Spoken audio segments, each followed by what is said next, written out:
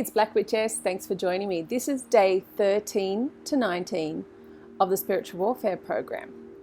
So this week I'll be sharing with you 2 lessons that you'll be doing to feel and sense energy, and also to begin to see energy, which is amazing. And how do you see energy? Well, you can see your own energy or your own aura by looking in a mirror with a clear background behind you.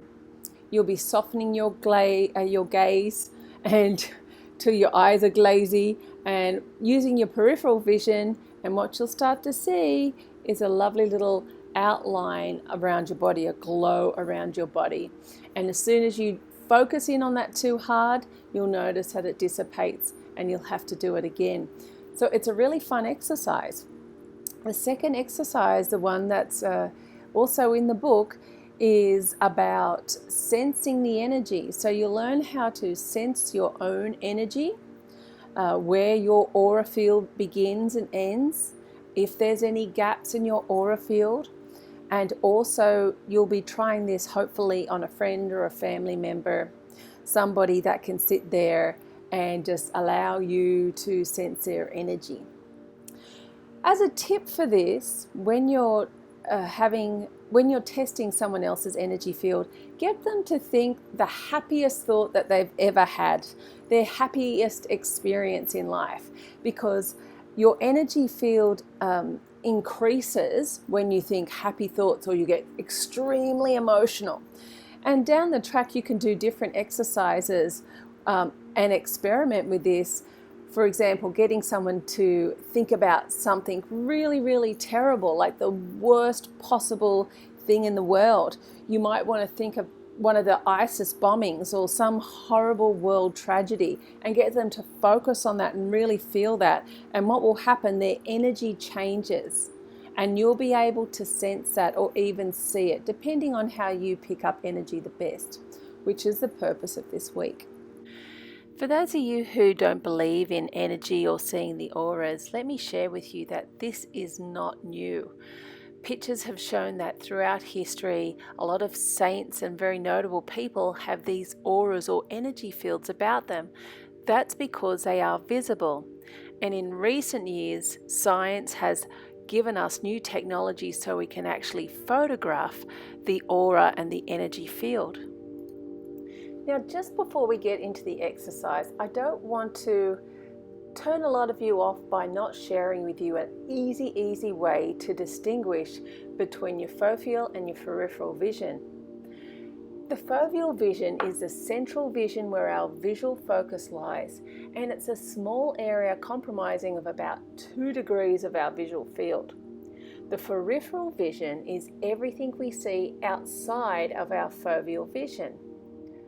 Now, here in this example, the focus is on the first finger. Everything outside that first finger is blurred.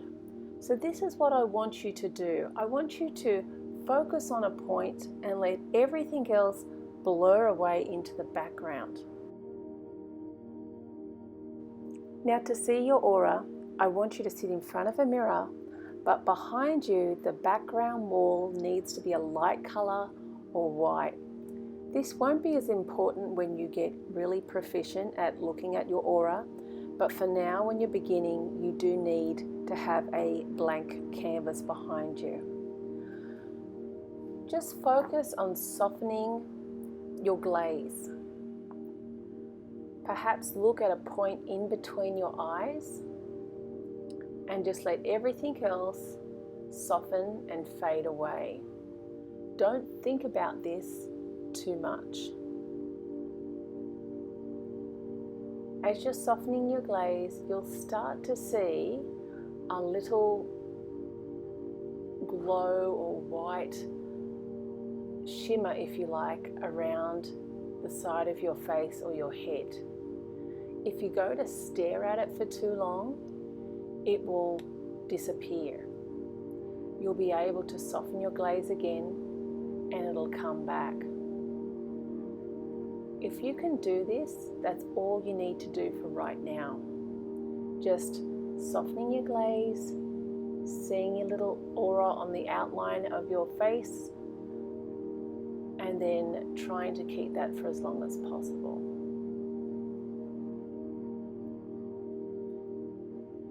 So now you have a good idea what energy looks like. It's time to see what energy feels like.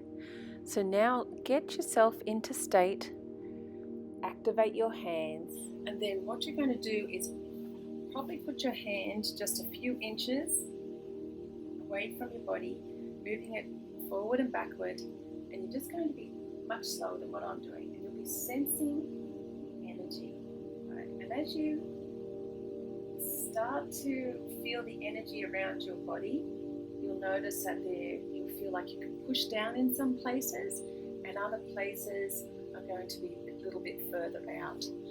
Now this takes some time getting used to because you don't realize that you have an energy shield around you already. So you're just going to be playing with this energy, right? Much slower, feeling it. Remember, fake it until you make it. Just sense it, see what's there, and just be observant, have zero expectation. What I'd also like you to do is do this to a friend, a family member, even your dog, anyone that will just be available to stand still and just allow them to feel the energy. Now, if you want to enhance their energy or your energy, get a better reading, what you do is you think about a really positive thing. If you're doing this to your parents or to your spouse, you might want them to say a little prayer or think of something positive or think about the happiest time in their life, because your energy field expands when you're doing that.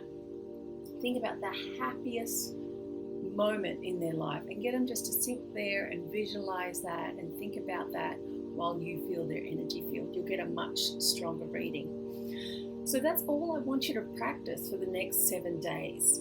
No expectations, just sensing, faking it till you make it, and see what you feel. Make sure you take some notes every day, and take a note as well of the time of the day, maybe your location, some of the other factors that could affect your ability to do this effectively. Okay, I'm looking forward to hear from you. Thanks for watching.